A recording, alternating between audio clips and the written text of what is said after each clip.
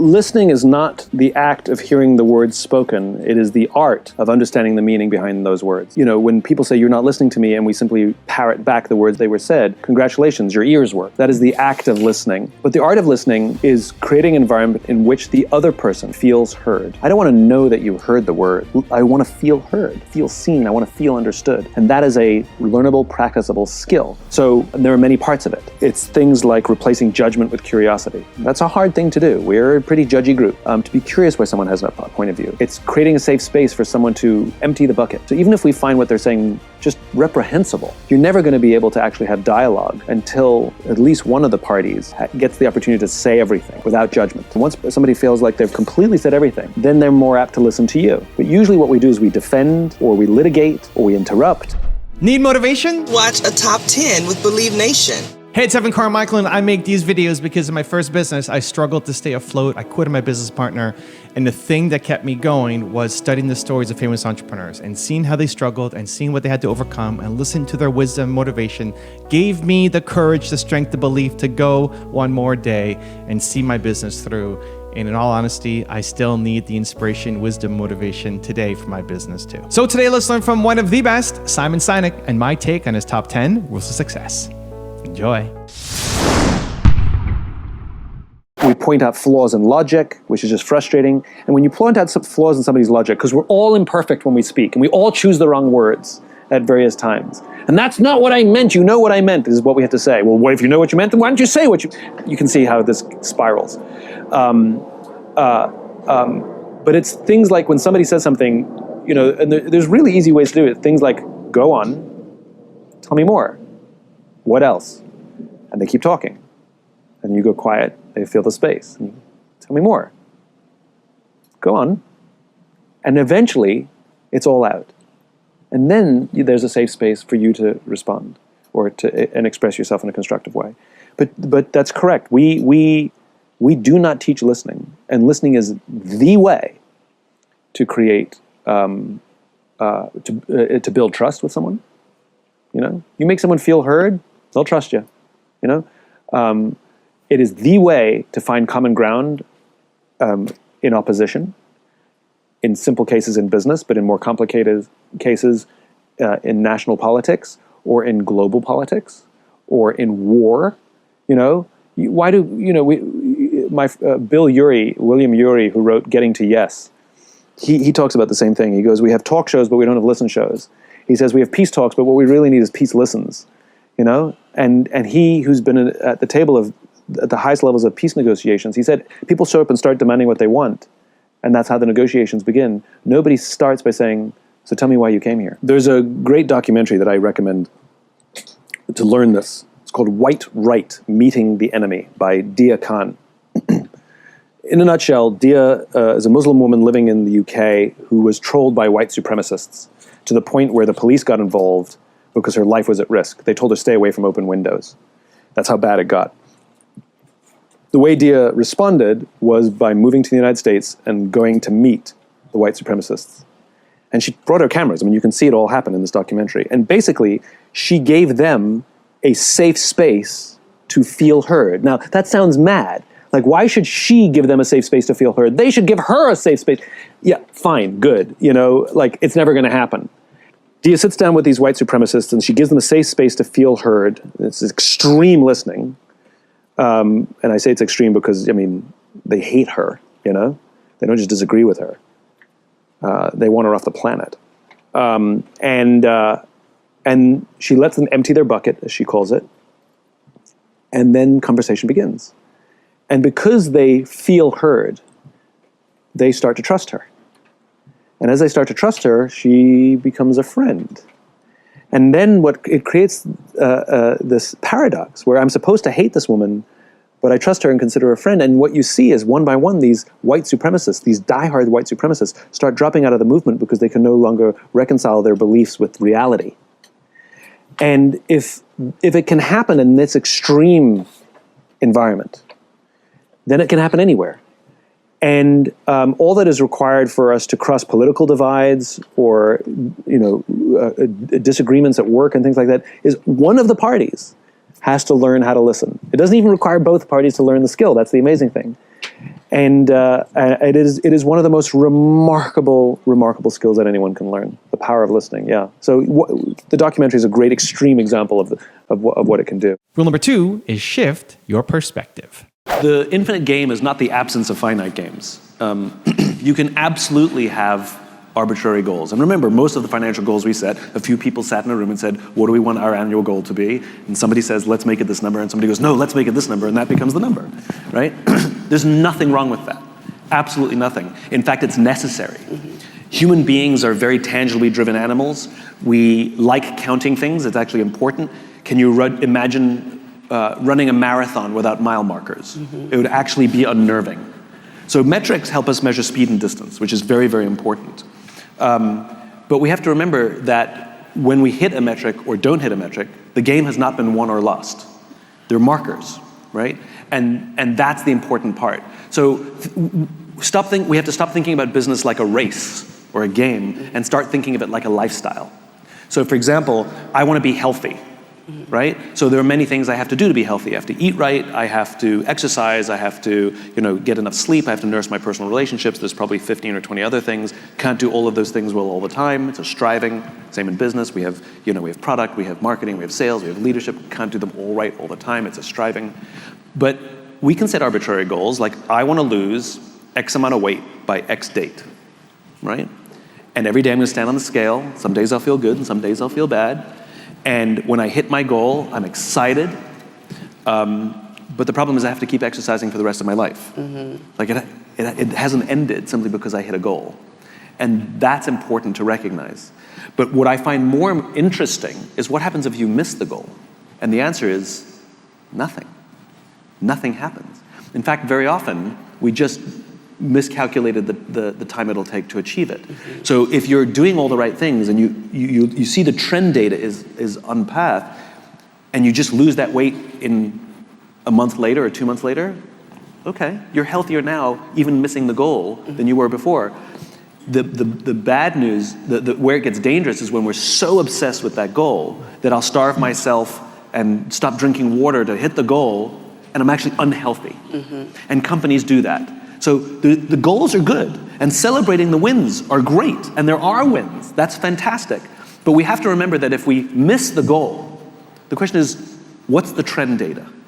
Like, are we a healthy company? Are we taking care of each other? And I'll just go back a few years ago. Ginny Rometty, IBM missed its numbers. And Ginny Rometty made an internal video, which of course leaked, made an internal video that was sent out to the entire IBM that basically shit all over the sales team, publicly. And I remember talking to somebody at IBM and I'm like, what's with that video? And they're like, oh, so glad I'm not in sales, right? And basically berated them for missing the numbers. This was the first time IBM had missed its numbers, the first quarter in 69 quarters. And the CEO's response was to berate a team, berate an entire division. Right? After 69 quarters, they missed their first one. Guess what happened after that berating of the team and what happened to the culture, and guess how many times they missed it after that? It continued. In other words, it's fine. It's fine to miss it. It's a game. It's a long game. So I think that's where we get confused, which is we become obsessed with we missed our numbers once. Well, we're doing fantastic. So I think that's where it's just about keeping things in perspective. That's where the infinite mindset helps. It's just about perspective. Rule number 3 is lead with genuine heart. I had 2 fish bowls in my room, and we can calculate, we know the average lifespan, we know our average lifespan, it's, whatever the number is, 78 or whatever it is. So you can actually easily calculate the number of months, weeks, or days that you statistically have left on this planet, right? And so I bought a bag of marbles, and one marble represented each week that I have left on the planet. And I filled up the exact number, based on the statistics, in one fishbowl. And at the end, it's more inspiring than doomsday. It's just statistics. Yeah, no. But at the end of every week, I would ask myself, I actually got it down to the day, but at the end of every week, I'd say, was this a week worth living? Did I do something to inspire someone? And it's my own standard. And if the answer is yes, I move it to the other fishbowl. If the answer is no, I throw away the marble because I wasted it, right?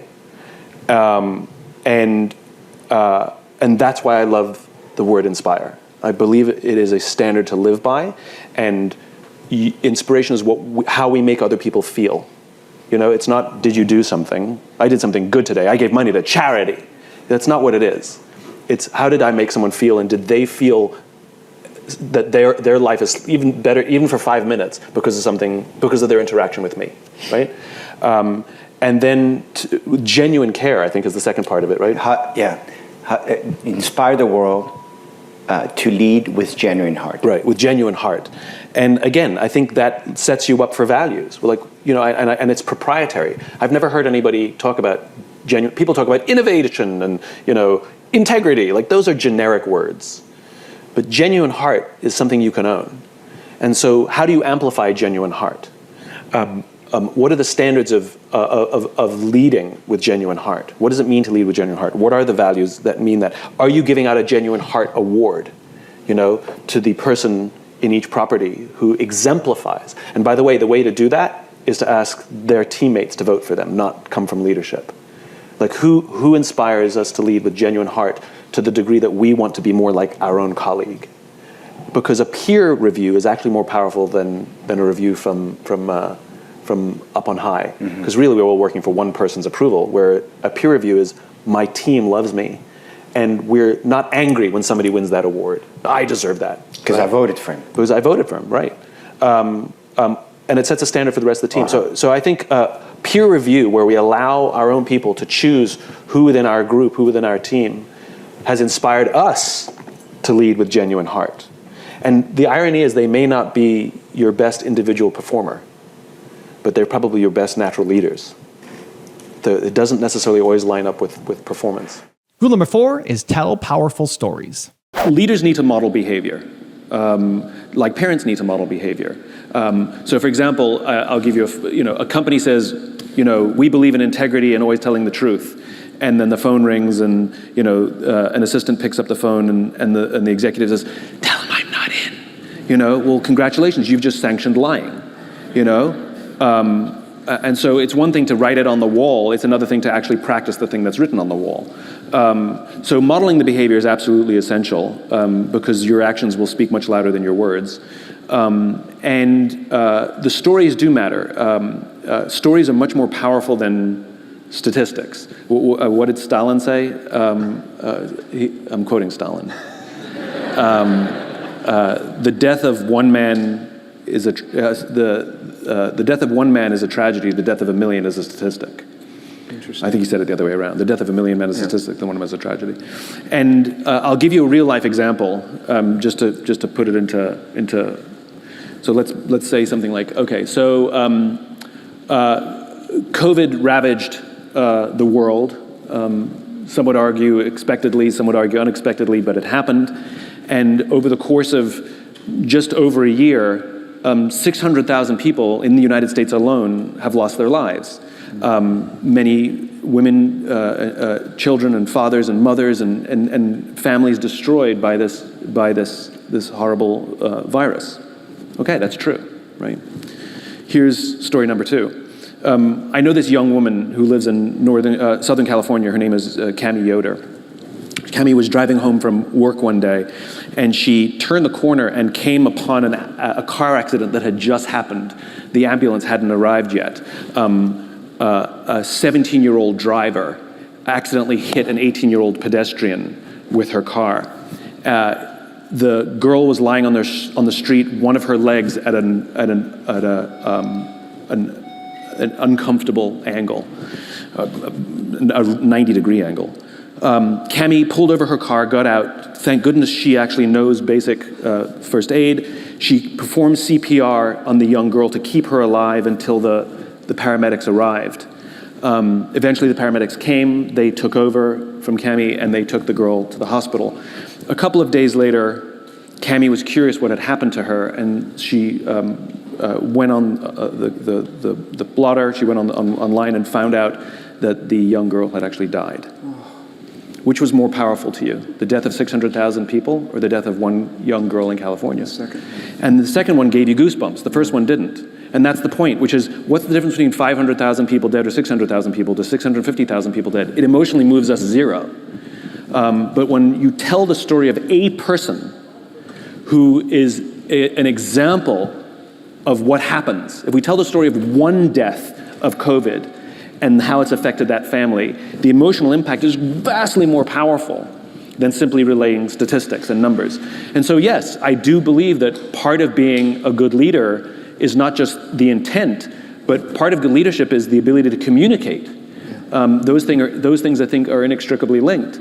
And learning how to tell a story, quite frankly, that captures the value of your work.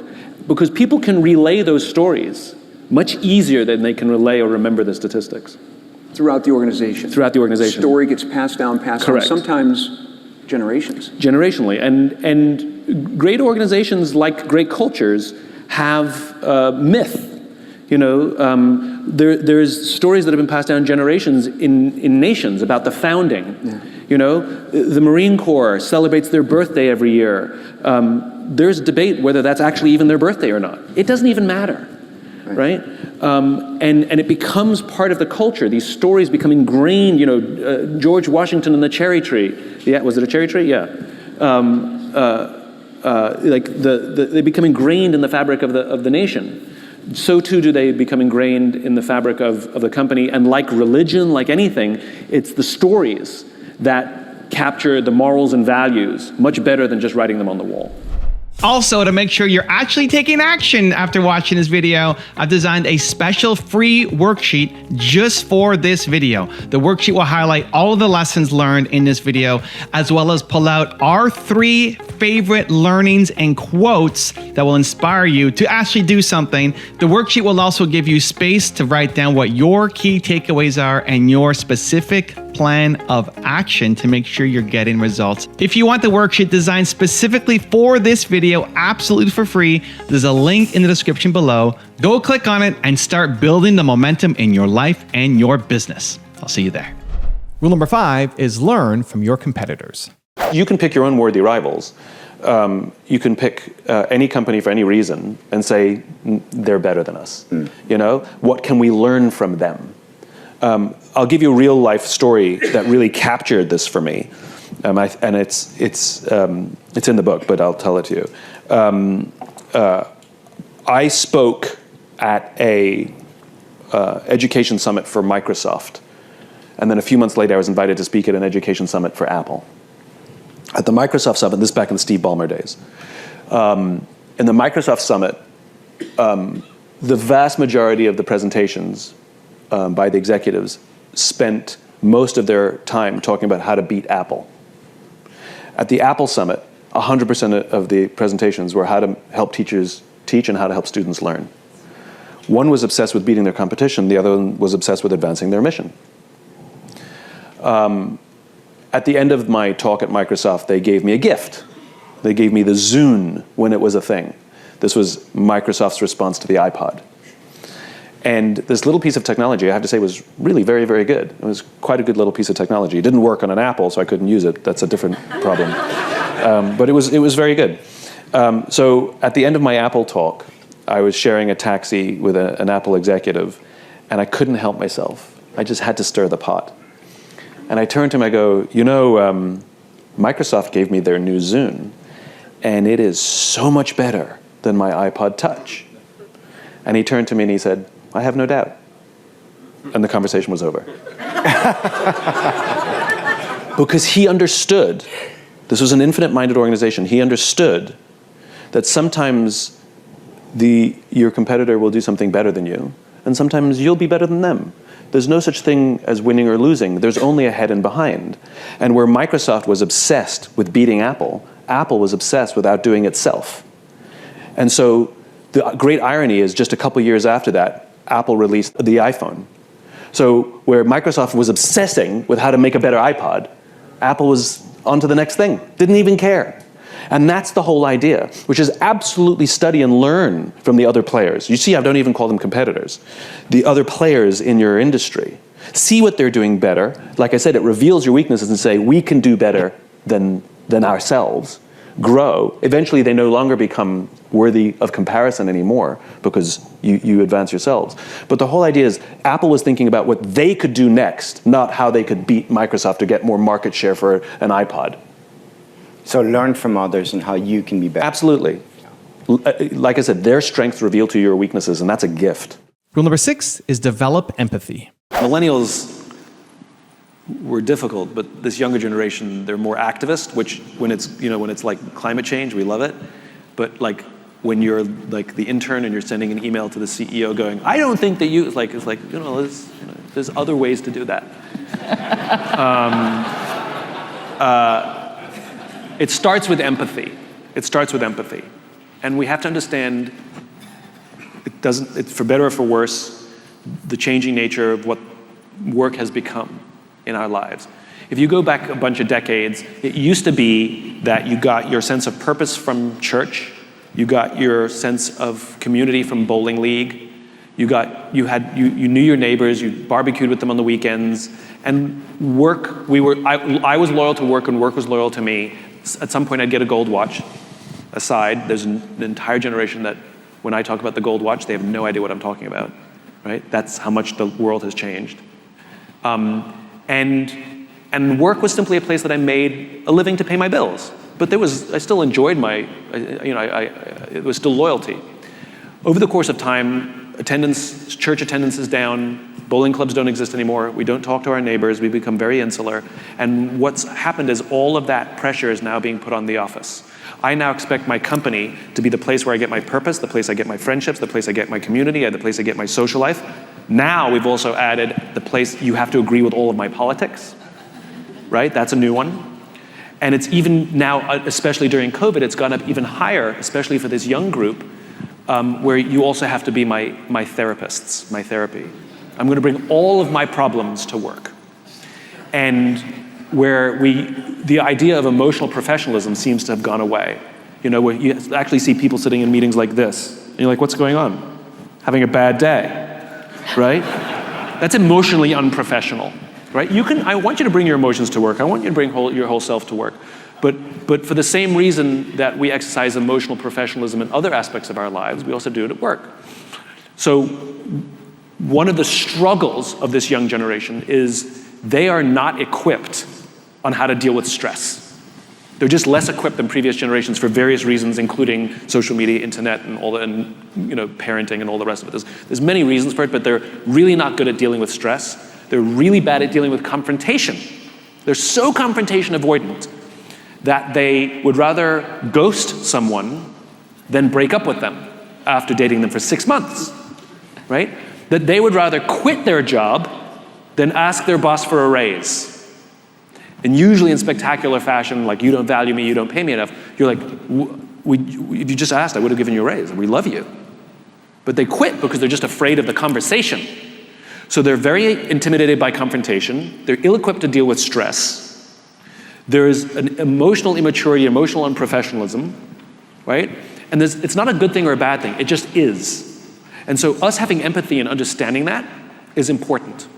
And so it raises the question, how are they dealing with their stress? Not well. And so there's a new phenomenon that I'm seeing happening in a lot of offices where, especially young people, are finding the one or two the empaths on the team, and they're going to them with all of their problems. And it's not the traditional, I hate my boss, I hate my job. Venting about work is fine, I have no issue with that.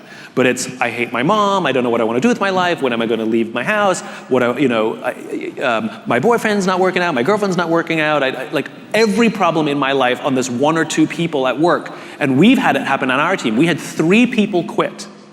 And I got a little team. I got 3 people who quit because they said they were burnt out. And I was like, I know how much work you do. What do you mean you're burnt out? So I'm like, do you have another job on the side? How can you be burnt out? What I discovered is they were the empaths on the team, and everybody was calling them to unload. They were burnt out because they were taking on everybody's stress, and they were exhausted. They couldn't take it anymore, and they just quit. And when I talked about this publicly, I had a 23-year-old come up to me in one of the companies and said, I do that. And so we have to recognize they are struggling in a changing, chaotic, crazy world right now where there's so much uncertainty in this world. Like the world is always uncertain, but my God, it's war and the countries at each other's throat, and there's challenge and the global warming, and it's just insane, these poor kids. And they have no outlet. They don't know how to deal with it. So my big challenge, it's a challenge for all of us, is how do we hold space for them? And the problem is they don't even recognize when we're doing the right thing for them. That's the hardest part. A lot of anger, but the problem is it's gonna take a bit. Like, we're in a period of extreme flux, and it's not going to settle for a little bit. It's going to be a very bumpy road for the next few years. There's no right answer, and no good deed will go unpunished. Rule number 7 is aim for constant improvement.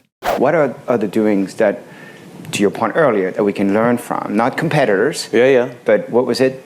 Worthy rivals. Worthy rivals. Yeah.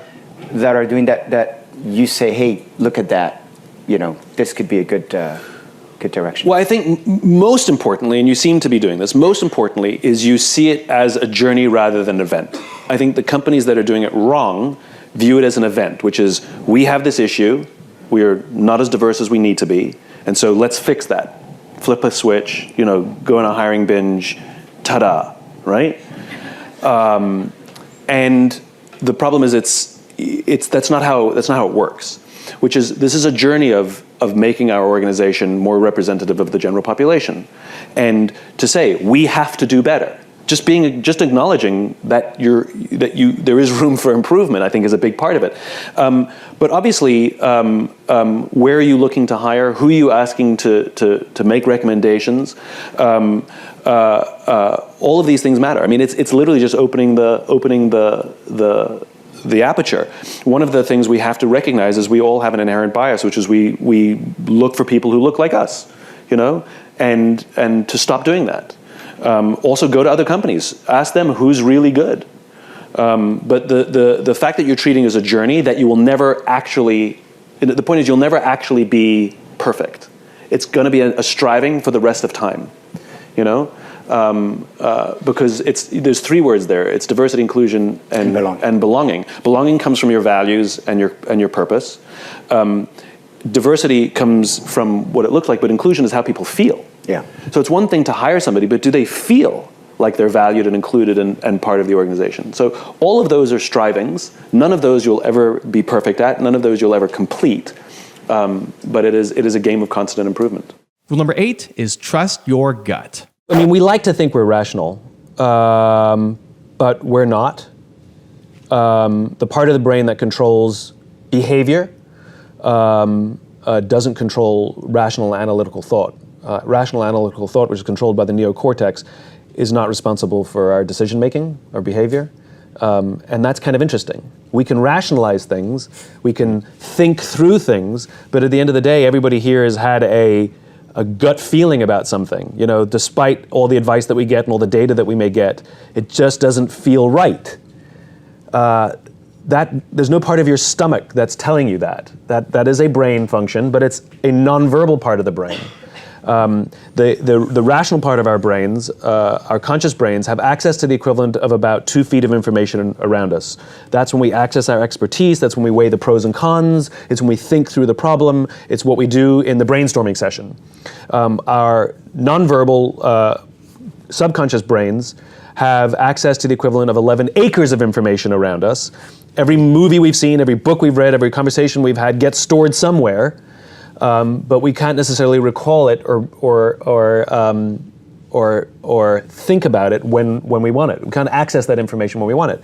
So we've all had the experience where you're in the shower, you go for a run, you're lying in bed, and you have an idea. Whatever question was raised or problem was raised in the brainstorming session that you didn't come up with the answer in the brainstorming session, it happens 4, 5, 6, 7 days later when you aren't thinking about it. Your brain won't ruminate about questions that weren't asked or problems you don't have. And so the value of the brainstorming sessions and the conversations and the expertise conversations is to raise the question, to raise the problem, and then to give it some time to allow that subconscious part of our brain to ruminate rather than think is important. That goes back to the cell phone thing again, which is when we're so connected all the time, when we're on our phones from, when we walk out of this room to walk to the subway, to walk to a meal, like when we're constantly connected, we're actually not allowing that time for our minds to wander. We're not allowing for that time for our subconscious brains to solve problems for us. And it makes us, I don't want to say dumber, but it does reduce the quality of the ideas and the solutions that we can have in our lives and for the work that we do. It's very important to just create space in which our minds can just do whatever they do. If you have ideas in the shower, take a longer shower. If you have ideas when you go for a walk, go for longer walks, go for walks. Leave your phone at home, just go for a walk. These moments are essential. One of the challenges is it's not predictable as to when or which walk or which shower will produce the idea. So unfortunately, you have to just keep doing it. It's like exercise. You just have to keep doing it. It's a lifestyle. So yeah, we are not as rational as we like to think we are. If we were, we wouldn't make 90% of the decisions we make, but we do. Rule number 9 is be innovative. If indeed we are to lead others and step outside our own industry, how do we innovate that? How do we do that? So let's think about innovation for 2 seconds. For millennia, innovation predominantly meant hardware, right? I made a better printing press. Now, the printing press that we have today is basically the same thing that Gutenberg did. It's a thing that goes like this. It goes faster, sure, but it's basically the same thing, right? The airplane is basically the same physics, right? It's 100% the same physics. But for many, many, many years, innovation meant hardware. And hardware is very expensive, which is why the only organizations that could innovate were governments and large companies, right? Because you could afford to. The computer and the internet completely changed that. The invention of the personal computer, and Steve Wozniak, one of the founders of Apple, talked about this. He says, I imagine a day in which an individual could compete against a corporation. The computer allows that, where literally one person can compete against a company. That's incredible. And the speed at which innovation can happen, because innovation in the hardware model is slow and expensive, in the software model, it's fast and cheap, right? So think of your iPhone.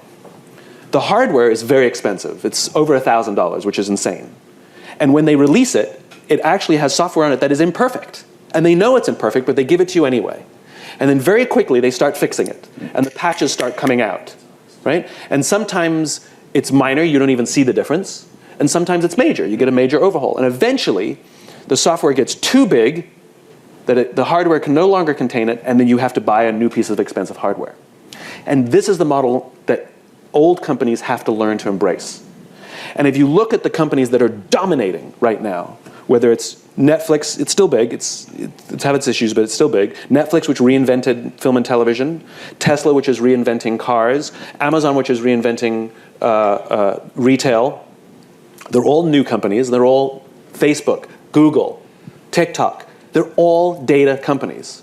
The old style of big innovation, those companies aren't the biggest companies anymore. They used to be, but they're not the biggest companies anymore. It's data. And it's because of their speed at which they can make change. And so the companies that are struggling are the companies that are trying to simply add data to their hardware model.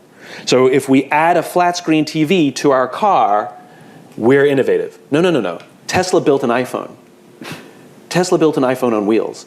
What makes that car remarkable is not that it's an electric car. It's that my 2002 Tesla and my friend's 2019 Tesla do the exact same things because the car can update itself. We have all the same features. It's not the old way where, yeah, I don't have those features. I have last year's model, right? That's gone. And rule number 10, the last one before some very special bonus clips, is don't rely on rules. We don't trust people to follow rules. We trust people to know when to break them, right? the rules are there for normal operation, and they're perfectly valid. Like, it's good to have sides on the sandbox, otherwise the sand just pours out, right? So the rules give guidance. There's nothing wrong with policies and rules and things like that, but they're guidance. And if something goes wrong, we have to find out why it went wrong, right?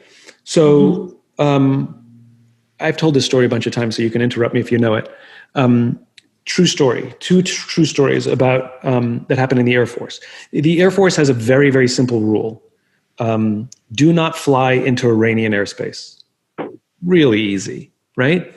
So there was a KC-135 tanker that was flying in circles, just in a holding pattern, in case someone needs gas, in case someone needs them, right? And the crew accidentally drifted into Iranian airspace. It sets off all kinds of alarm bells, right? Not good. Completely different incident, unrelated, different time. Another KC-135, just coincidentally, was doing the same thing. They were doing donuts in case somebody needed them, and a fighter jet called bingo, which means they ran out of gas. They need gas. And the crew made some calculations, and they wanted to get to him as quickly as possible because he's out of gas. And the quickest way to get to him was to slice through Iranian airspace.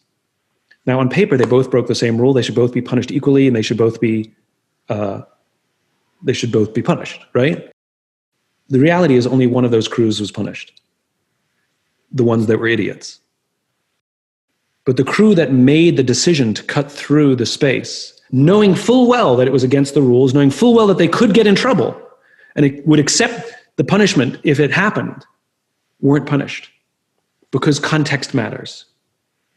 So the question is why is somebody late 3 times in a row? Is it because they live far away, because they're taking care of their sick mother, and they've been struggling to get the bus every day because their bus has been, Is it because they're a single parent and they're struggling to get the kids out in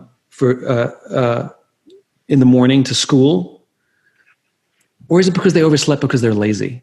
Or because they went partying the night before and they missed their job and you're a pushover, so whatever, they just take advantage of you? I don't know. Could be one of both, And the question is we don't want them to be late, but we understand that they're struggling. So how do we find a middle ground? You cannot be late anymore, but I understand that you're struggling because you can't get the kids out of school. Let's work together to see how we can make this work. Can we change your shift? What works for you? Like, let's work together to make this work. Context matters versus, that this is giving you some nonsense excuse or something. You're like, listen, take some accountability, and that's a different conversation, But to immediately dismiss someone because they were late 3 times, to me, that seems like lazy leadership. Lazy leaders rely on the rules. I think one of the essential skills of being a good coach is listening. And this is a skill that is not taught in school. We don't learn it on home, unfortunately, and we don't learn it at work. Listening is not hearing the words that are spoken. That's like my favorite quote that you say. Go ahead. I'm sorry. Listening is, I thought I was being original. The listening is not about hearing the words that are spoken. It's not being able to parrot back what somebody said to you. Listening is listening for meaning, right? You are a good listener. The test for being a good listener is if the other person feels heard. Right? Say that again. Right? Write that down. So I mean, we've all had, we just take it out of the context of business, right? We've all had an argument or wanted to share our feelings with a friend or a loved one, right? Spouse, girlfriend, boyfriend. You're sitting on the couch and you say, something's bugging you. And you say, can I just tell you something that's bugging me? And they respond by trying to fix it. Or they respond by pointing out the facts that may or may not align with how you feel. Right? Well, that's impossible because this is what happened. And what they're missing is you're not looking for them to compare the facts of what's being said. You just want to feel heard. You just want somebody to go, oh my God, that's really hard. Yeah, I hear that. Thank you for sharing that with me. That must be difficult. Thank you, that's all I needed. right? I'll give you a very funny example of bad listening. So I used to date a girl who's an air traffic controller. Air traffic controllers are a breed unto themselves, and it's only about the facts. And I woke up one morning, I had something in my eye, and I couldn't open my eye, it was hurting. And I'm like flushing it out with water, and nothing's working. And I couldn't even open my eye, and I have her come, I'm like, come here. I'm like, look in my eye, do you see anything? Do you see anything? And she looks in, she goes like this, and she goes, there's nothing there, and then walks away. And I eventually, whatever it was, I eventually was okay. And I went up to her, I was like, WTF, right? I'm like, I had something in my eye, you just walked away. And she's like, there was nothing there, so what do you want me to do? I was like, a little sympathy? She's like, well, that's not going to get anything out of your eye. Listening is standing by my side while I'm flushing it out with water and go, oh my God, that must hurt so much. Yeah, it does, thank you, right? That's listening. And if somebody can learn to listen, and now this is where it gets actionable. This is not me just waxing philosophical and telling funny stories about listening. My friend Will Godera, how many of you are restaurant people? Have you ever heard of 11 Madison Park? So at some point in New York City, 11 Madison Park was the best restaurant in the world, right? Ranked number one. And Will believes in this, he was the former owner, he believes in this concept of unreasonable hospitality, which is going to what good service is and then going way, way, way beyond. And one of the core tenets of unreasonable hospitality is learning to listen. And I'll give you an example that directly impacts your business. Most agents don't listen. And I'll give you an example. What do you do for your clients after they close on a home, right? It's very common. We've all bought a home too, right? Which is you walk into this new home that you just bought as a buyer, and there's a bottle of champagne in the fridge. There's a basket of flowers on the dining room table. The same basket of flowers that you gave to every other client, the same bottle of champagne that you gave to every client. Generic. I'm a number. It's just rote. But if you were listening, while they were looking at all those homes, and they saw this one little room that was too small to make a bedroom, it was just sort of a stupid little nook that nobody really understood why that room existed in the house, and your client walked in and goes, oh, I could make this my yoga room, and that's the house they bought. Instead of putting a bottle of champagne in the house, this is what Will talks about, instead of putting a bottle of champagne in the fridge, why not put a yoga mat in that room with a little note that says, it's perfect, right? That's called listening. And every single time you go out with clients, they are telling you things. They're telling you stories. They're waxing philosophical. They're telling you what they don't like and what they do like. But the problem is you're listening to whether they like big windows. You're listening to whether they like the view. You're listening to whether they have 2 cars and they need 3 cars or whatever it is. But you're not listening to the reasons why. The why. You're not listening for the meaning. And those are the little notes you want to make that make someone feel seen and make someone feel heard. What if our why scares us? And we fear that people won't see it? Do we abandon it or do we just go for it? Okay, so there's 2 thoughts there that are worth unpacking. Okay, if other people don't see it, okay, let's deal with that first because I think that's a little simpler. If other people don't see it, then the question is, are we showing it, right? And so many of us, all of us, especially at various times, we're all lying, hiding, and faking at various points, right? Somebody asks a question, that makes us uncomfortable in a public forum. Sometimes we agree to something. We say yes, even though it's not true, because we just don't want to embarrass ourselves. We're very often inauthentic. Plus, we live in an Instagram, Facebook, TikTokable world. We're all presenting ourselves and curating ourselves as how we want to be. So we're really good at showing people the kind of person we want to be. It's kind of ironic as well, if you think about relationships. We present ourselves as our best selves, but it's only really when our vulnerabilities and insecurities are revealed can love exist. That's that magical authenticity. So I would argue that if the world doesn't see who you are there ways that you can share it with the world in a way that is inspiring to them and authentic to you? How you show up, sometimes the clothes you wear, sometimes it's silly stuff. I would often wear brightly colored ties in college. I know, a little nerdy, but one, because it sort of was a reflection of my independence. I didn't dress like everyone else, but it also made people smile. I would catch them seeing my tie and it would make them smile. And I liked that. And so there are lots of little things we can do personally to bring our why to life. Now, what I'm really interested in is what you said, Andrea, when you said, what if our why scares us? Now, if it's actually scary because it's dangerous or difficult, then maybe it's not fully our why. If it scares us, but because we are afraid that others will judge us for what it is, like this is truly who I am, this is why I wake up out of bed every morning, then I think you have to go for it. Now, the question is, do you have to jump in the deep end? I think that's a question of your own risk tolerance. I think there's nothing wrong with wading into the water, starting in the shallow end. Think about it. Look what I do for a living. Inspire people that do the things that inspire them. Like, how corny and cheesy is that? Right? Like, I'm fully aware of that. When I first started talking about it, people were like, well, that's cheesy. I'm like, I know. And so but I still would do it. And was it a jumping in the deep end? No. I would dip my toe and I would test things out, and I would try things out and I'd see how it was received. And sometimes it went well and sometimes it didn't go well. I was learning to swim with my Y, as basically was my Y floaties. I was wearing Y floaties. That's what I was doing. So yeah, I think if it feels right, because that's the test of a why, does it feel right? Does it feel like who I am? Does it give you chills or goosebumps, or does it make you well up when you think about it? Does it excite you?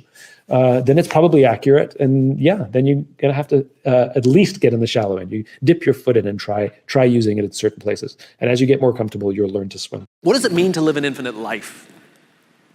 Clearly, our lives are finite. We're born, we die, we come, we go. But life is infinite. The game of life will continue with us or without us. Which means every single one of us has a choice. We don't get to choose the nature of the game. Life is infinite. We don't even get to choose if we want to play in the game or not. Once you're born, you're in it. We get one choice. Do you want to play with a finite mindset, or do you want to play with an infinite mindset? To play with a finite mindset means waking up every day and say, I'm going to be the best, I'm going to be better than everybody else, I'm going to accumulate more power, more responsibility, more money, whatever it is, whatever your metric is, I'm going to get more than anybody else. Me. And when you die, you take none of it with you. Or we can choose to live our lives with an infinite mindset, which means I'm going to leave this world, this school, in better shape than I found it. It means I'm going to devote my life to see that those around me rise. And we know that we're living with an infinite mindset because our obsession is seeing that we have an impact on the lives of the people around us. We've all had teachers, and some of you are those teachers, where 20 or 30 years from now, I can go to one of your students and say, you're a remarkable human being, you've accomplished so much in your life. How did you become the person you are today? And they will tell me your name. We all remember the teacher who believed in us. We all remember the teacher who had our backs. We all remember the teacher who saw something in us that nobody else saw. We've forgotten all the others, but we remember those couple. And that's what it means to live with an infinite mindset. It means we devote ourselves to that mindset for everyone in our lives. That other teachers will say that about us. Other principals will say that about us. Other students will say that about us. Our friends will say that about us. I am who I am today because of you, and I will commit to live the same life that you taught me how to live. And you will literally live on beyond your own lifestyle, your own lifetime. That when you're gone, others will carry your work for you. This is what it means to live an infinite life, and it is just a choice. You have to be clear and open about what you stand for. And just like when you hire somebody, you want to make sure that when you hire them, that they share your values, that they believe in your vision. They don't just think it's corny, or marketing, but rather that they buy into it. And sometimes we'll make mistakes. And sometimes people will come and they fall in love with it after the fact, but we try on balance to bring people that we believe will get along with the people who work here because of our values and our cause. And so too is it with suppliers. I think that or clients, it's the same thing, which is we stand for what we stand for, and our goal is to attract people who believe what we believe. The more vocal we are about what we believe, those people literally will come to us. Or turn down a competitor who may even be cheaper because they would rather do business with us. And so it's okay to do business with a supplier that doesn't believe what we believe, but we have to go in with eyes open, knowing full well that this is just a transaction. You offer a decent product, you give me a decent price. This is not going to be a lifelong relationship. This is a transactional relationship. And when it's done, I'm just going to hold you to very different standards, right? Because when it's transactional, we're a little less patient when things go wrong. And sometimes we kid ourselves. You just can't do that too often. It's like if you're living a healthy lifestyle, you can have chocolate cake, just not too often. So yeah, I think the more vocal you are, the more you attract. And then you have to make decisions like you're hiring people, because they're going to become a member of your family as well. This is the difference between the short-term finite-minded and the long-term infinite-minded. The finite-minded, is it the cheapest today? Is it the best relationship today? And pay no attention to the secondary or tertiary effects, and definitely pay no attention to what will happen in 5 years.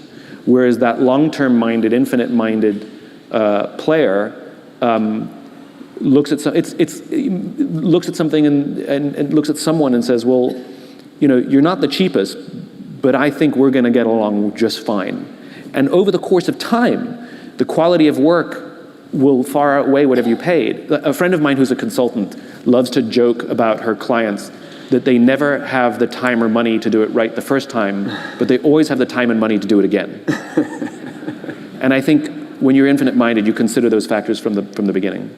I'll give you a personal example. The person who sold me this property, it was the seller's agent. Oh, okay. Right? He was charming and nice and wonderful and lovely and helpful and all the things that I would expect. And I warmed up to him, and he was apparently helping me. And then I remember distinctly at the closing, he sat there with no personality.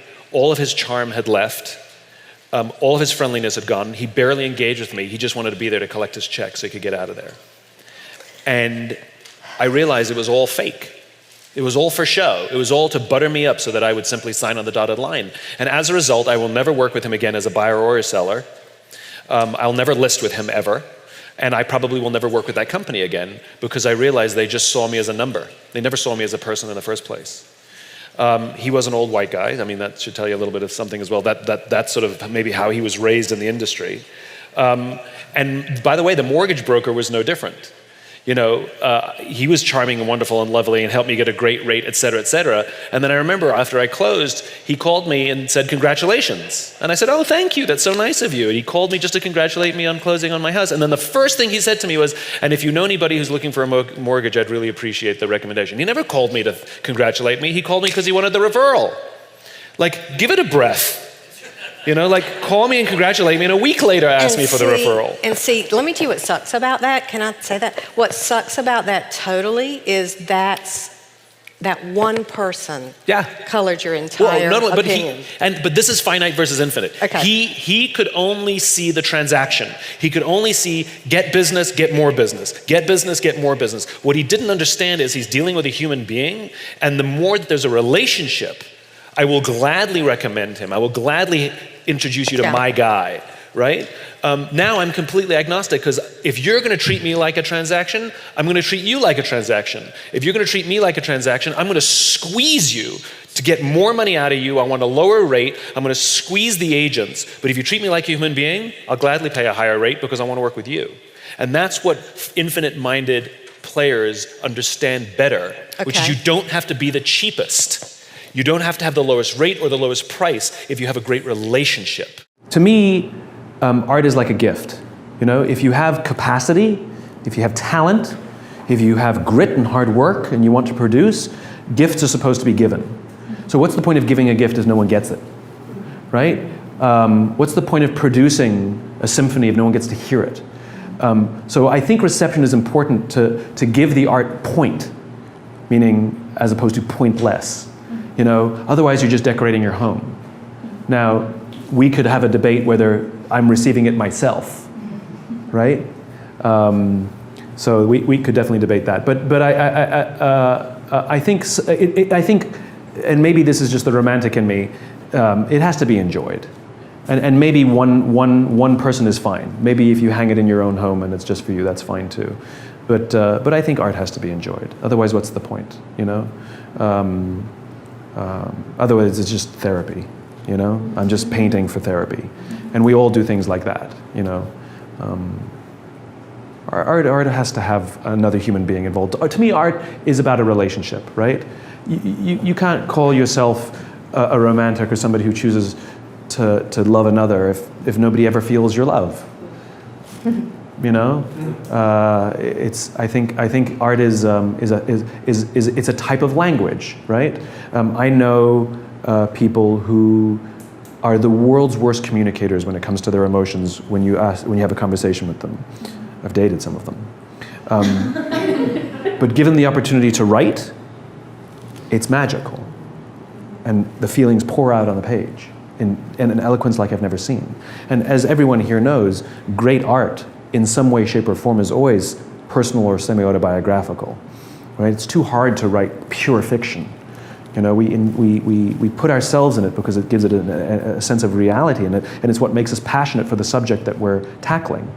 I know dancers who, you know, you meet them and they're like this, but as soon as they start dancing, you realize it's all there. So art is language, and if no one hears you, you know, if a tree falls in the woods, you know, if no one hears what you're saying, is it worth saying anything? They're just thoughts. So what's the point of writing a play that never gets shown? It's just a thought, you know? It's just an intention. So yeah, no, I think it must be shared. It's one of the ways in which people communicate. I think some people turn off the humanity when they go to work.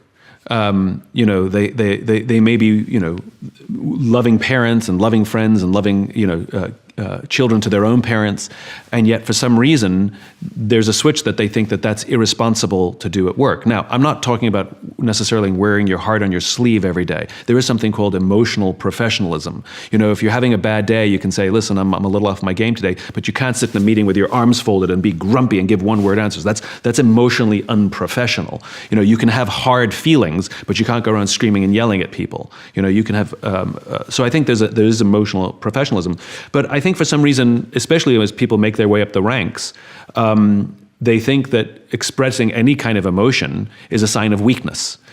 Even that word vulnerability, we talk, you know, it's such a common word now being talked about in the business world that you have to be vulnerable. To this day, it makes some people feel very uncomfortable. I don't want to be vulnerable.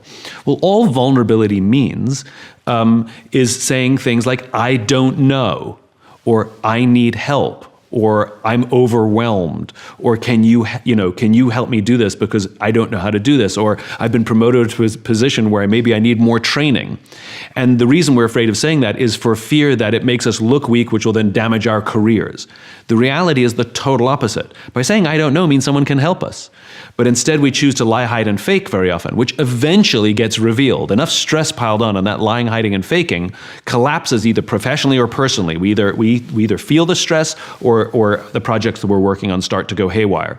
And very often when we get to those points, everybody knows anyway.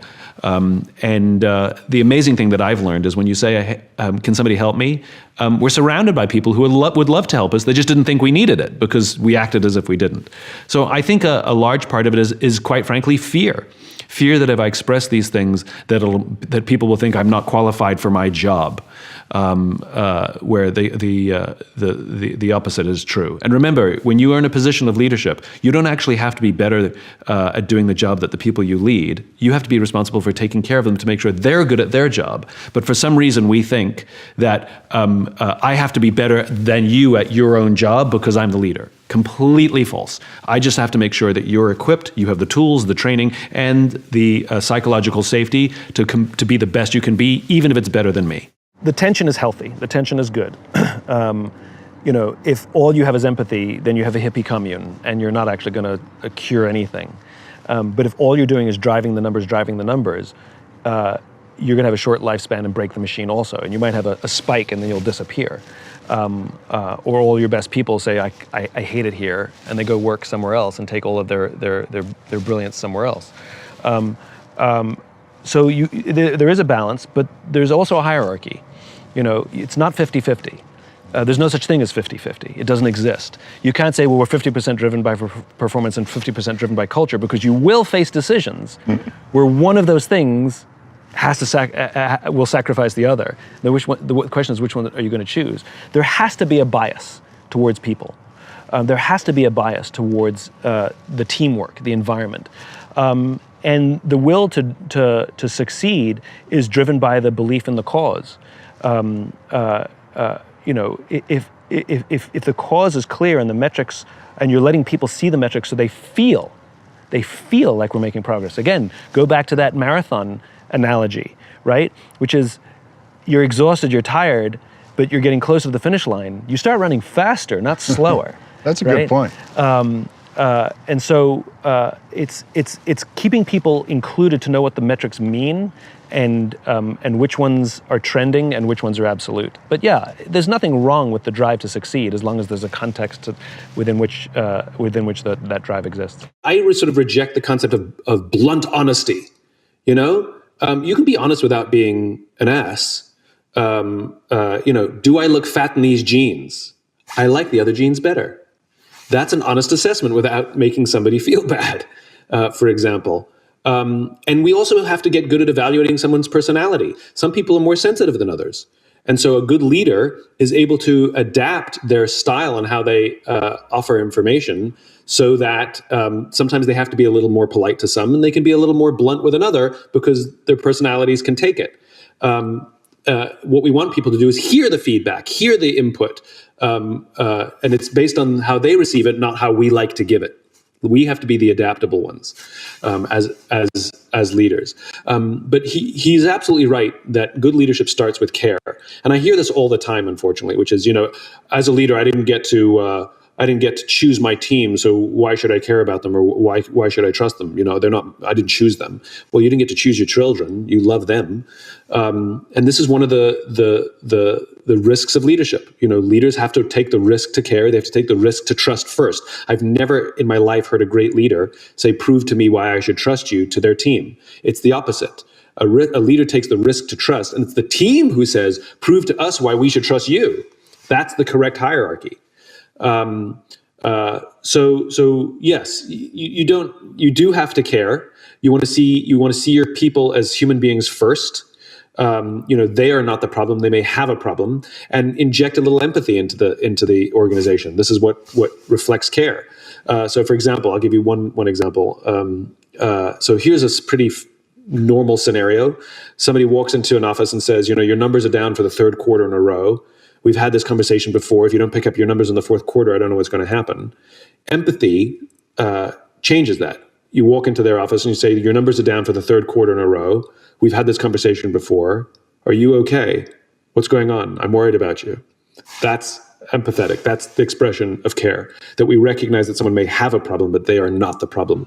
So my favorite definition of culture is culture equals values plus behavior. And so you have to have a clear set of values first. And innovation, honesty, these aren't values. Those are the things we write on the wall, but those are nouns. And if it's values plus behavior, it's things we want people to do. Everybody thinks they're honest, yet everybody tells lies. So the value isn't be honest, the value, or honesty, the value is tell the truth. The value isn't innovation. You can't walk into someone's office and say, a little more innovation today, please, right? You can't innovate, you can't execute on innovation. It's not an instruction. But you can tell people, look at the problem from a different angle. Like that's something you can do. So and by the way, your values are not aspirational. They're not a bunch of executives sitting at an offsite, cutting pictures out of magazines and saying, this is the company we want to be. Your values are who you are when you are at your natural best. Your culture already exists, but you're not necessarily always operating at your natural best. And that's as true for companies as it is for individuals. And so to uncover your values is not aspirational. It's a process of discovery. And then you can write down this. I've never seen more than 5, weirdly. Don't understand the biology. But when you start getting more than 5, they start to overlap enough that you could probably eliminate one of them, which I think is interesting. But there's at least at most 5 values, 3 to 5, that are who you are when you operate at your natural best. And now the question is can you develop recognition, rewards, incentives to promote those values? Are you talking about those values? Are you hiring to those values? Are you firing people who may be high performers but refuse to live to those values? Because then what you're doing is reinforcing to the rest of the company that the values matter more than anything else, which is really important. Because if we talk about values, but then all we do is promote toxic team members who are high performers, and we've all had this happen, where sometimes even management knows, they're like, that person is a real asshole. They're like, I know, but their numbers are so good, right? And then we let them be. And so that sends a message to the rest of the company that we're talking about these values, but we don't actually believe it. And so we don't necessarily have to fire that person, but we do have to coach that person. When we are willing to put ourselves at risk to be there for someone, right? Don't worry if this goes south, I will be there for you. Which may mean working late. It may mean working extra hours. It may mean putting our reputations on the line. I mean, there's a lot of things that takes. But when we genuinely promise to be there for someone, and it has to be genuine, because if it gets tested, it's very easy to find out if it was genuine or not. But if it's genuine, then it's repaid remarkably. Let me give you a silly example. Let's say that, so I talk about this sometimes, which is the giving of time and energy is more powerful than the giving of money. You can't build trust with money. So paying somebody bonuses and giving somebody a big salary, though feels nice, is not earning or building any trust whatsoever. You cannot pay for trust. And here's the example. Let's say you're moving house, and one of your friends says, you know what?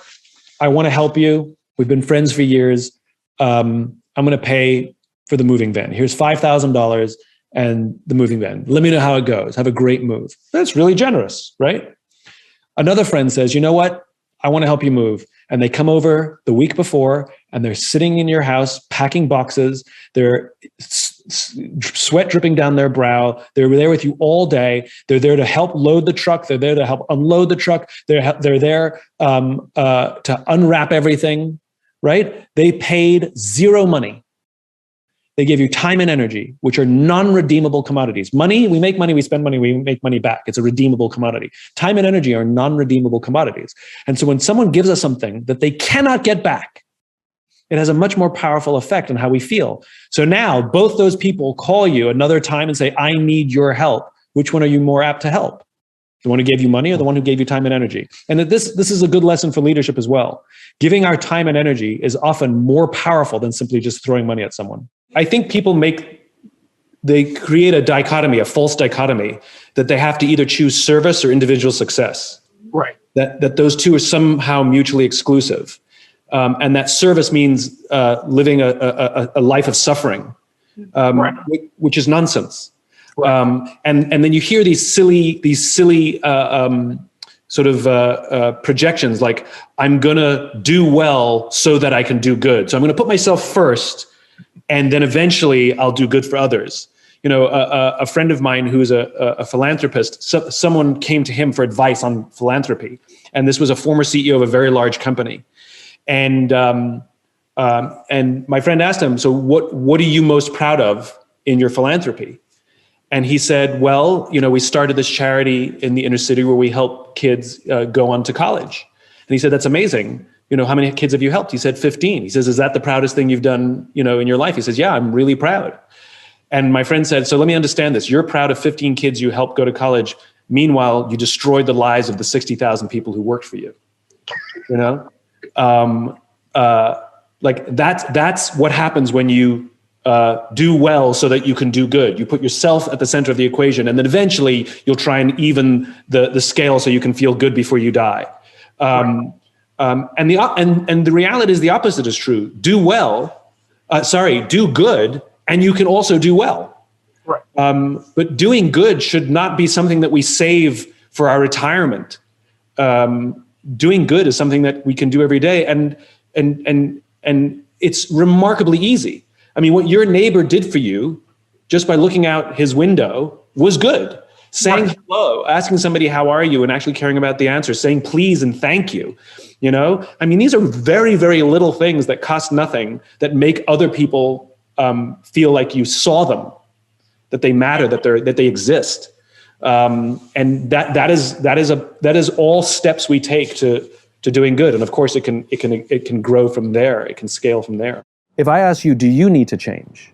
And you said to me, no, I'd be worried. You know, like you think you figured everything out, like emotionally, professionally, all your relationships, everything's golden. Oh, okay. How's that working out for you?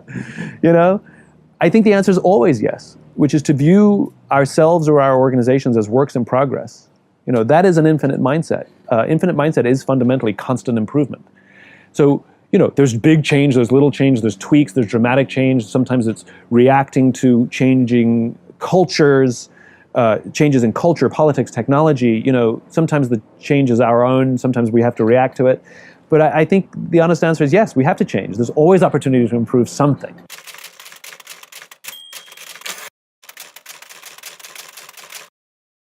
So there's this notion in businesses that people fear change, which is just fundamentally not true. People fear sudden change, you know? But incremental change is not threatening. People fear change that threatens them, right? And very often the way we change manage is we do lots of PowerPoint presentations about what's coming and don't worry, and we have all these things, and we treat it very rationally, and what we're ignoring is the emotional response. Now, there are some people who love change. It's an infinite-minded thing to embrace uncertainty, to see opportunity in surprise.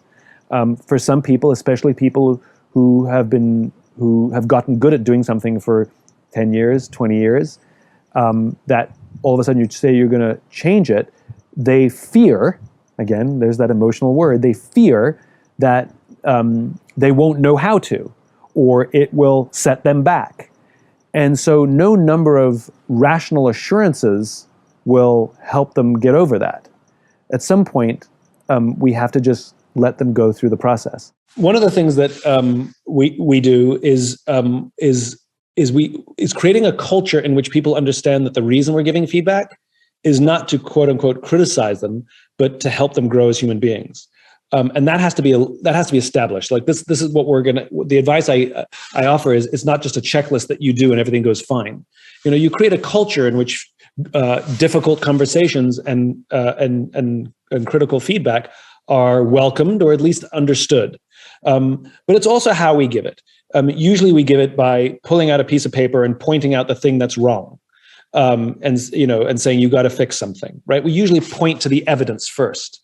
As opposed to starting by the human being, which is, you know, there's stuff I want to share with you. I don't know what it means, but I wanted to raise it with you in case there is an issue. Because I care about you and I want to see that you grow here, but there's some evidence that things are going a little sideways, and I want to address them with them to see what opportunities there are, or if there's anything wrong, because I don't know the reasons behind it. But here's, for example, the way you talked to your teammates the other day was a little harsh. And ordinarily, I'd be one to say, "Oh, you know, you're having a bad day. It's no problem. You know, everybody gets a bad day." But you've been really beating up on people. I don't even know if you're aware of that, right? And sometimes they'll say, "I'm having a hard time," and it opens up, or they'll say, "I wasn't even aware. I didn't even know," or it reveals something, as opposed to saying, "Stop yelling at people. Nobody wants to work for you if all you do is yell at people." You know, it's hard for people to receive. And so good feedback is not just about conveying the point we're trying to make. It's about creating a condition in which the person is more likely to listen and hear it. So we're all proud of ourselves once we've told them, did you give her the feedback? Yeah, I told her, right? Did they hear the feedback? Different question. I think very often companies can risk becoming reactive to things that happen in the marketplace, so here's a great example, right? Let's use a real life example. BlackBerry was a really fantastic company who built a really fantastic product with a really clear sense of vision, which is we make strong, secure, extremely reliable products. And if you remember, if you ever had a BlackBerry, you could throw the thing across the room, drop it on the street, and it just didn't break. It just kept working. It was the most reliable product on the marketplace. You could type on the full QWERTY keyboard without even looking down. You could send a whole email, and governments and big businesses loved it because it was really secure and really reliable. Then the iPhone showed up, and the iPhone was the new shiny object. And BlackBerry, instead of sticking to their core and their beliefs, became distracted by the shiny popularity of the iPhone, which is a completely different animal serving a completely different audience. And they started trying to copy iPhone. So they started putting apps on their BlackBerries, which what did it do? Made it slow and sluggish. Then they started coming out with flat screens. You're not going to make a better iPhone than an iPhone. And they basically destroyed their company because they completely went off the reservation and abandoned their fantastic cause. There could be two marketplaces where you have the shiny object of the iPhone that we use in our personal lives, and our companies prefer that we use a BlackBerry because it's reliable, it's safe, and it's really, really strong. And we could have had two dominant players for two dominant reasons, like a PC and a Mac. Two dominant players for two dominant reasons, for two different reasons. But they didn't. They got distracted. And I can imagine that their business people were saying, business is moving at light speed. We have to react. Or we can work to advance our cause in a different way and not become distracted. And that's part of the hard thing, which is, are we stuck in our old ways? Or are we actually sticking to our long-term vision? That's part of the difficulty of business, to know the difference. I had the opportunity to work with the Navy SEALs. And within the Navy SEALs, there's actually a more elite group within the SEALs. That's much harder to get into. You have to be a SEAL for like 5 years before you even can get into this even more elite group. And I asked the director of training for this group, how do you choose who gets into this more elite group within your own culture? And he drew an XY axis. He drew a graph for me. And on the vertical axis, he wrote performance. And on the horizontal axis, he wrote trust. The way they define performance is how good are you at your job, right? Your skill set. The way they define trust is what kind of person are you? And the way they put it is, I may trust you with my money. I may trust you with my life, but do I trust you with my money and my wife, right? So there's SEALs. Clearly, nobody wants the low performer of low trust. Clearly, everybody wants the high performer of high trust on their team. Clearly. What they learned is that a high performer of low trust is actually a toxic team member. And they would rather have a medium performer of high trust, sometimes a low performer of high trust, it's a relative scale, over the high performer of low trust. And this is one of the highest performing organizations on the planet. And they put huge credence in the trustworthiness and the character of the team member over their simple performance metrics. In business, we're the opposite. We have 1 million metrics to measure someone's performance, and we have negligible to no metrics to measure someone's trust. And so you may have a selfish-driven, toxic team member who, if they're high-performing, what do? We promote them. And sometimes you get to the point where leadership knows that this person is toxic, and you say, you probably should do something about this. You maybe want to remove them from the team. And they say the same thing. They're like, yeah, I know, but their performance is so good. You are literally just waiting for something to collapse, meaning either other people will leave, or the culture will start to crack, or there's a scandal, or that person will leave because they get a better job offer. They're not loyal, so they may be your highest performer, but they're not loyal. What the SEALs learn is sometimes these medium performers of high trust are your best natural leaders. The irony is, if you go to any team, it's actually really easy to find these toxic team members. That's the irony, even though we don't formally measure it. Go to any team and ask them who the asshole is, and they'll all point to the same person. Okay? That's an opportunity to coach them. I don't believe in firing them. I believe in coaching them. We let people go when they're proved to be uncoachable. And by the way, if you go to that same team, you say, who do you trust more than anybody else? Who's got your back no matter what? Who's always there to help you? They'll probably also point to the same person who might be your best natural leader, and they may not be your best individual performer. When my career was just getting going, and I was a speaker, which, by the way, was not my chosen career. I fell into it. There is I've forgotten the name of the organization. I think it's called the Meeting Planners Association of America, something like that, where basically all the people from all the corporations and conferences who hire the speakers, like that's their job, they have their own conference. And so to get invited to this thing is like, it's like American Idol. Like if you do well, you get a career for the rest of your life because everyone in the room will want to hire you for their conferences for the rest of years. And if you bomb, they all know who you are and you will have no career, right? Like that's, so like, I see where this is going. I'm like, I've done this a bunch now. I'm relaxed on stage now. I got this, and like, this is one of those events that makes every speaker nervous. And And it's in this cavernous place. Ironically, it was like the worst venue. It was like, it echoed. So you'd stand on the stage talking, you could hear yourself. Anyway, doing my talk, I'm doing Start With Why, this is back in the early days. I got this, done this a million times, and don't know what happened. I lost my train of thought. Okay, I know this. I've been through this from before. So I went quiet. You usually find my place, and then I pick up again. Like, I know how to do this. I've lost my train of thought before. I went quiet, and nothing happened. Nothing came into my mind. I had nothing. And now I panicked. And as soon as the panic sets in, now all rational thought disappears. And now I start sweating, and my heart starts pounding, and I got nothing. And I look at my pad, and I look at the audience, and I look at my pad, and I look at the audience.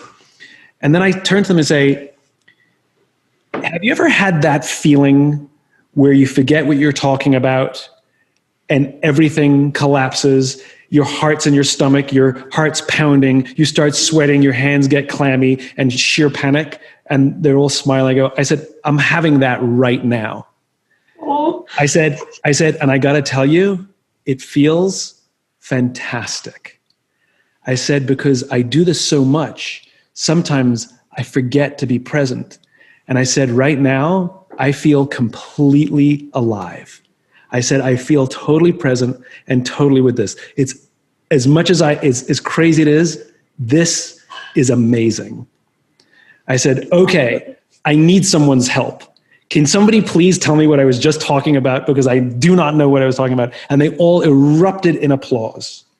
I got more applause for that than for the actual speech. So funny. But the point is that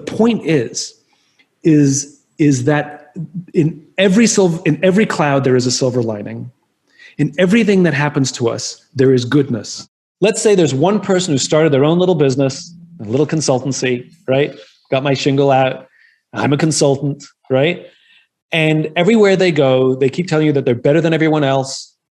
They keep telling you they're smarter than everyone else. They keep telling you that, the problem with the big companies is they don't have the flexibility. It actually gets to the point of being annoying, to the point that we don't want to actually work with them because we don't believe them, right? Now let's change the scenario. You meet that same person, and they introduce themselves. Look, there's a lot of good consultants out there. Some of them are a lot better than me. But I wake up every single day to be a better version of what I do today than I did yesterday. And I can tell you that the advice I give today is even better than it was yesterday. And the advice I'm going to give tomorrow is even better. Because for me, it's an education. And that's why I love working with open-minded, wonderful clients who are partners, because what we end up doing is growing together. Right? Now, that's one person. Think about how appealing that person is. They've actually told you that you may actually get as good or better advice somewhere else. But it's who they are and who they're being and the disposition that they bring that makes them way more trustworthy and us wanting to work with them. And it's the same for big companies. It's got nothing to do with the size of the company, it's called humility and honesty. I remember young in my career, I experienced this myself when I went off and hung my shingle out, and I was I had a little marketing company, a little marketing consultancy. I remember going into meetings and the client would say, we want you to do all of this for us. And I'd say, I'm really good at that, pretty good at that, okay at that, really bad at that. I highly recommend you hire somebody else to do that. And I'm happily partner with them for them to do that. And the clients wanted to work with me more. Not even though I just told them I can't do that, only because I was the only one who was honest. Everybody else they talked to, big or small, told them that they were great at everything, which is just not true. Nobody's great at everything.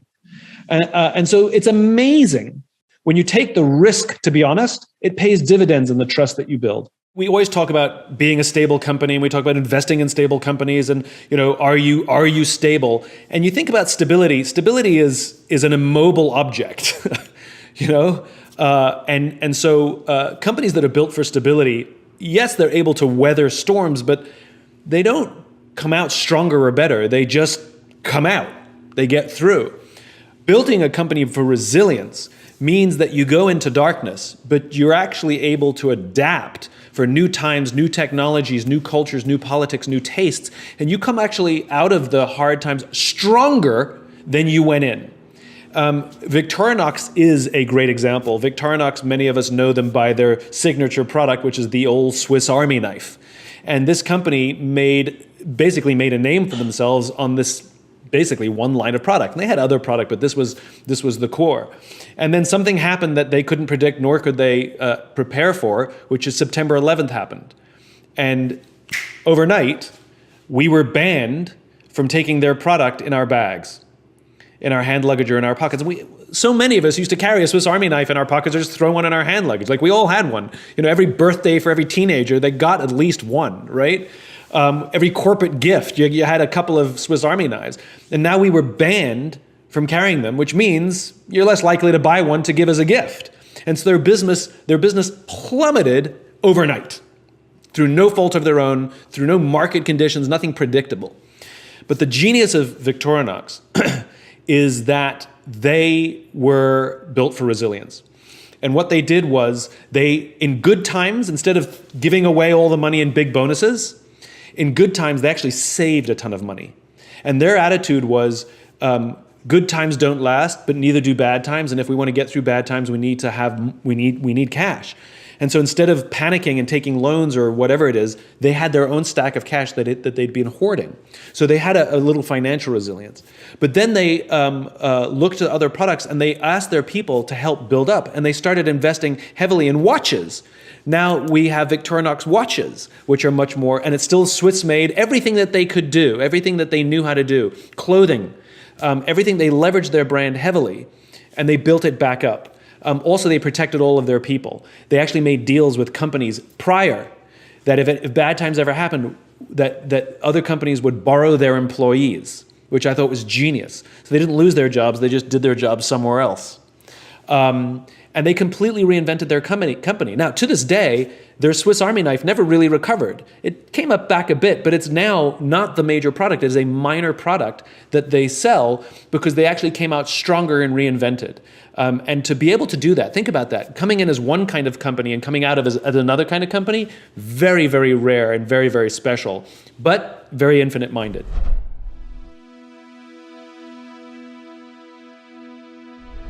Because you made it this far in a video, I want to celebrate you. Most people start and don't finish. Most people never actually follow through. Most people say they want something, but they don't ever do the work to actually get it. But you are different.